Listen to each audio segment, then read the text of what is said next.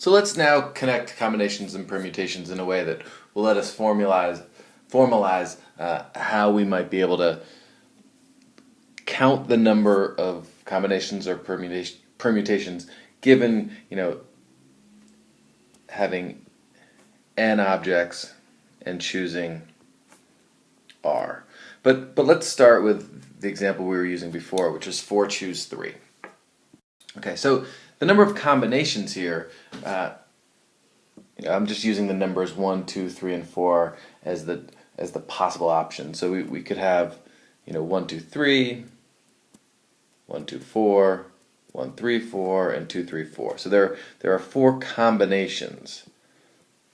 But as for permutations, in each one of these combinations, we can reorder them. So we could have 1, 2, 3, 1, 3, 2,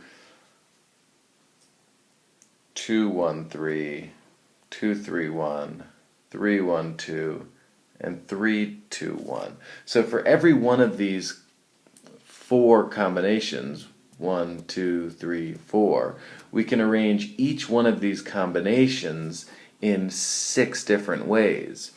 So we're going to arrange 4 different things and multiply them by 6 different ways. So the number of permutations here would just be 4 times 6. Cool. So this is beginning to make a good amount of sense for us. Now let's extend this a little farther.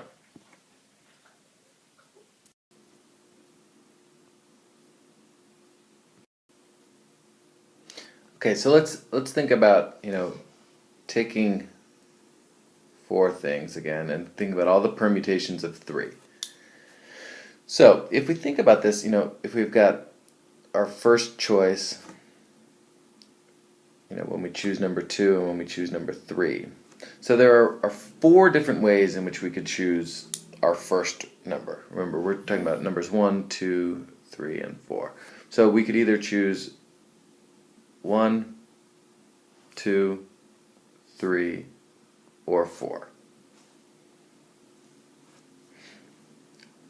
And then for our second number, if I chose number 1, there are 3 possible numbers I could choose here. I could either choose 2, 3, or 4. And if I choose the 2 first, I could choose 1, 3, or 4. Here I could choose 1, 2, or 4, and here I could choose 1, 2, or 3. So we started off, in our first case, there were 4 different options.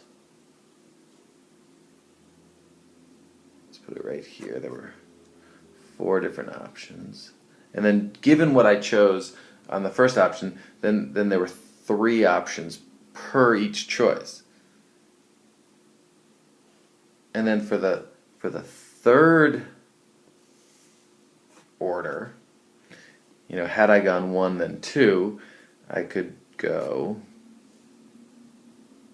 either 3 or 4. And if I had gone 1 to 3, then I could go 2 or 4. And for 4, I could have gone 2 or 3. In other words, for each one of these branches, there are 2 possible options.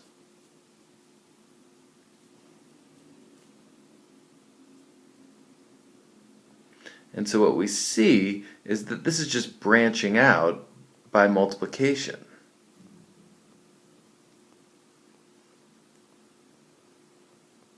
I started off with 4 options,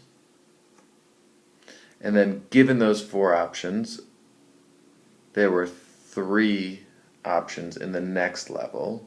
So that's down here. So 3 per each strand. And then, given what I chose in the second, there were 2 options in level 3. So this equals 24. And how could I write that as a factorial? Well, it looks a lot like 4 factorial. So it's something like 4 factorial, but it's missing something. What's it missing? It's missing the 1. So this is, 4 factorial, but it doesn't have the 1, so let's divide it by 1 factorial. Just to show that that works. That's 4 times 3 times 2 times 1 all over 1. And since the 1's cancel off, not that that affects it, but that gives us this 4 times 3 times 2. Okay, let's look at one other example of this. What if, even easier, if we have 4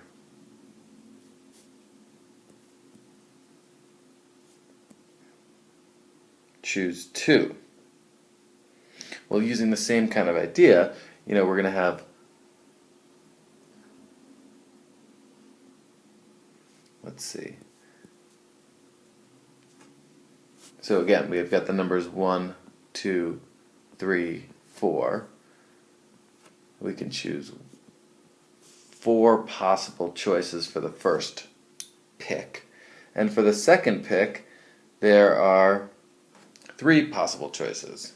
So we'd have like 2, 3, 4,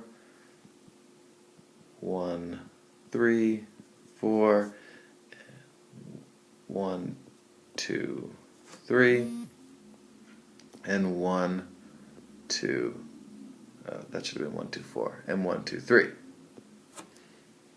Okay, well, so again, similar to the last one, for our first pick, there were 4 options, and then for our second pick, there are 3 options. So in total, we had 12 options. But how could we write that as a factorial? Well, that's 4 times 3. If we did like times 2 times 1, but then divided it by 2 times 1, we see that this is just 4 factorial over 2 factorial.